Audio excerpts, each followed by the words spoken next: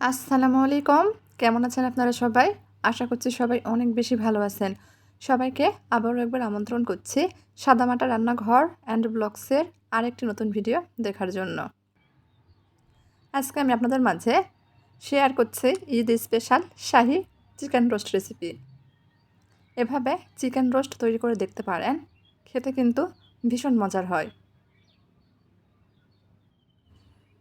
সবাই কিন্তু অনেক পছন্দ করবে।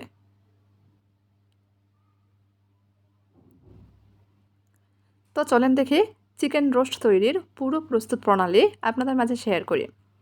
এখানে একটা রোস্টের মুরগি নিয়েছি, সোনালী মুরগি। মুরগিটার ওজন প্রায় 1 কেজি মতো। মুরগিটা 4 ভাগে কেটে নিয়েছি।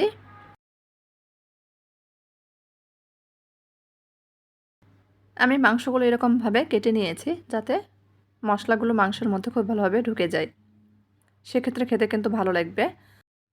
ভালোভাবে ধুয়ে মাংসর পানি ঝরিয়ে নিয়েছি। এর মধ্যে দিয়ে দিচ্ছি হাফ চামচ লবণ, হাফ চামচের চেয়ে কম হলুদ গুঁড়া আর হাফ চামচ গুঁড়া মরিচ। খুব ভালোভাবে মাংসটা মেখে নিয়েছি। 10 মিনিটের জন্য রেস্টে রেখে দিব। এই ফাঁকে রোস্টের জন্য একটা মশলা তৈরি করে নেব।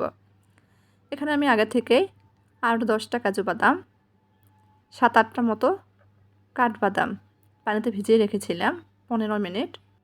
এখন এই বাদামের মধ্যে দিয়ে দিচ্ছি 3 থেকে 4টা কাঁচামরিচ এভাবে ভেঙে দিয়েছি।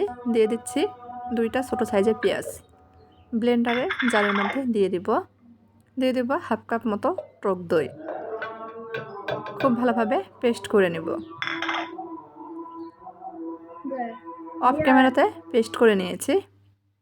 চুলার উপর ফ্রাই প্যান বসে দিয়েছি। দিয়ে দিচ্ছি পর্যাপ্ত পরিমাণ তেল।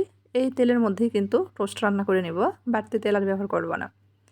দিয়ে দিচ্ছি ছোটো সাইজের একটা পেঁয়াজ কুচি। পেঁয়াজটা আমি বেরেস্তা করে ভেজে নেব।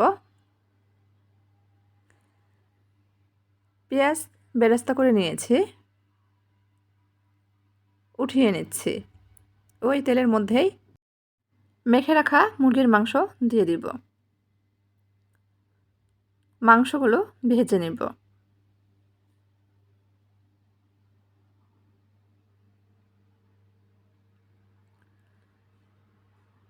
এক পাশ ভেজে নিয়েছি, উল্টিয়ে দিচ্ছি। অপর পাশও ভেজে নেব।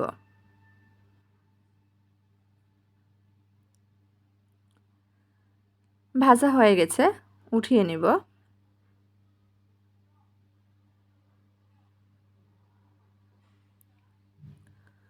চুলার উপর কড়াই বসে দিয়েছি।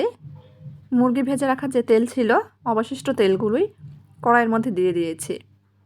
দিয়ে দিচ্ছি ছোটো সাইজের 2টা তেজপাতা, 3টা এলাচ, 3 টুকরো দারুচিনি।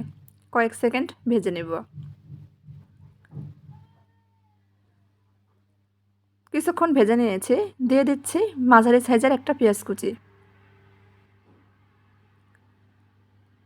পেঁয়াজ লাল করে ভেজে নেব।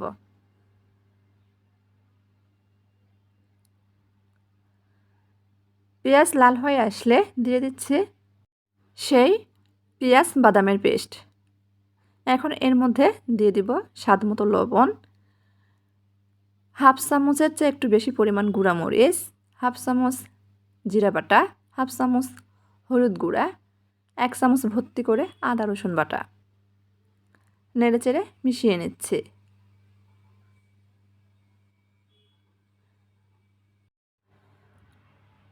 মেশানো হয়ে গেলে দিয়ে দিচ্ছি 1 চামচ ভর্তি করে রোস্ট মশলা। নেড়েচেড়ে মিশিয়ে নিয়েছি। এখন ব্লেন্ডারের জার ধুয়ে সামান্য পরিমাণ পানি দিয়ে দিচ্ছি মশলাটা কষানোর জন্য। আমি এই মশলাটা কষানোর জন্য কিন্তু অফ ক্যামেরাতে আরও 2 বার পানি ব্যবহার করেছি। যে কোনো রান্নার ক্ষেত্রে মশলা যত কষাবেন রান্নার টেস্ট তত ভালো আসবে। 2 থেকে 3 বার অল্প অল্প করে পানি দিয়ে মশলাটা কষিয়ে নিয়েছি। মশলা থেকে তেল ভেসে উঠেছে।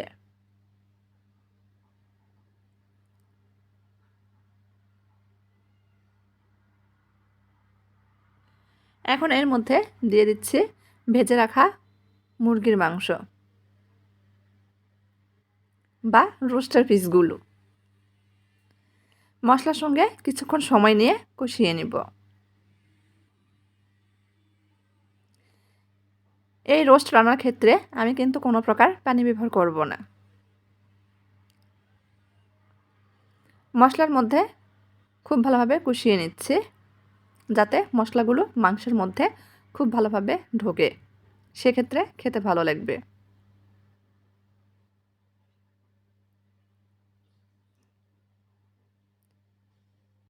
মাংসটা খুব ভালোভাবে কষিয়ে নিয়েছি। এখন এর মধ্যে দিয়ে দিচ্ছি 1 কাপ মতো দুধ। এখানে দুধটা কিন্তু আগে থেকে জাল করে ঠান্ডা করে রাখা ছিল। নেড়েচেড়ে মিশিয়ে নিচ্ছি। এই দুধের মধ্যেই কিন্তু রোস্ট রান্না হয়ে যাবে। এখানে বাড়তি আর কোনো পানি ব্যবহার করতে হবে না। ঢাকনা দিয়ে ঢেকে দিয়েছি প্রায় 5 মিনিট মতো। 5 মিনিট পর একটু নেড়েচেড়ে নিচ্ছি। আবার ঢাকনা দিয়ে ঢেকে দেব 5 মিনিট। 5 মিনিট পর 2টা কাঁচামরিচ দিয়ে দিচ্ছি সুন্দর ফ্লেভারের জন্য। ঢাকনা দিয়ে ঢেকে দিয়েছিলাম 2 মিনিট মতো। 2 মিনিট পর দিয়ে দিচ্ছি হাফ চামচের চেয়েও কম চিনি। এখানে আমি খুব বেশি চিনি ব্যবহার করছি না, যেহেতু ঝাল রোস্ট তৈরি করছি। তবে চিনিটা দিলে স্বাদটা ভালো আসে। দিয়ে দিচ্ছি 1 থেকে 1.5 চামচ মতো ঘি। যেহেতু শাহী রোস্ট তৈরি করছি, অবশ্যই ঘিটা একটু বেশি পরিমাণে দিলে খেতে ভালো লাগবে। আর ভেজে রাখা পেঁয়াজ বেরেস্তা দিয়ে 5 মিনিট মতো লোহিটা করে রেখে দমে রেখে দিয়েছিলাম। 5 মিনিট পর ঢাকনা খুলে আপনাদের দেখিয়ে দিচ্ছি। দেখেন মাশাআল্লাহ কতটা লোভনীয় হয়েছে। রান্না হয়ে গেছে, চুলাটা বন্ধ করে দিয়েছি। এখন আপনাদের কাছ থেকে দেখিয়ে দিচ্ছি। দেখেন মাশাআল্লাহ দেখতে কতটা লোভনীয় লাগছে, খেতেও কিন্তু ভীষণ মজার হয়েছিল। তো আমার আজকের এই শাহী চিকেন রোস্ট রেসিপিটি যদি আপনাদের কাছে একটু ভালো লেগে থাকে, তাহলে প্লিজ সবাই চ্যানেলটি সাবস্ক্রাইব করে পাশেই থাকবেন। সবাই ভালো থাকবেন। আল্লাহ হাফেজ।